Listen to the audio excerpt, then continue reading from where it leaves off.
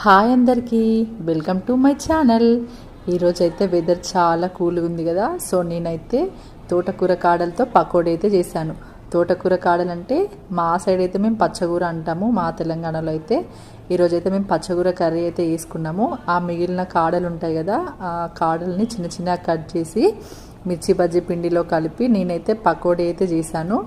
ఇప్పుడు నేనైతే ప్లేట్లో రైస్ అయితే పెట్టుకుంటున్నాను. టుడే మా లంచ్ ఇదే అండి, వేడివేడిగా చేసిన తోటకూర పకోడీ అండ్ ఆనియన్, ఇదేమో ఆనియన్ పకోడీ.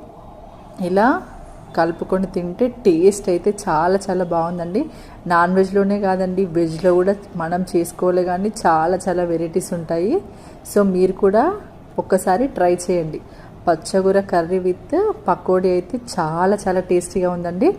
సో మీరు కూడా తప్పకుండా ట్రై చేయండి. టుడే నా లంచ్ అయితే ఇది. మీరేం చేశారు లంచ్? కామెంట్ సెక్షన్లో కామెంట్ చేయండి. నా వీడియోని మీకు నచ్చినట్లయితే లైక్ చేయండి. Please subscribe my channel.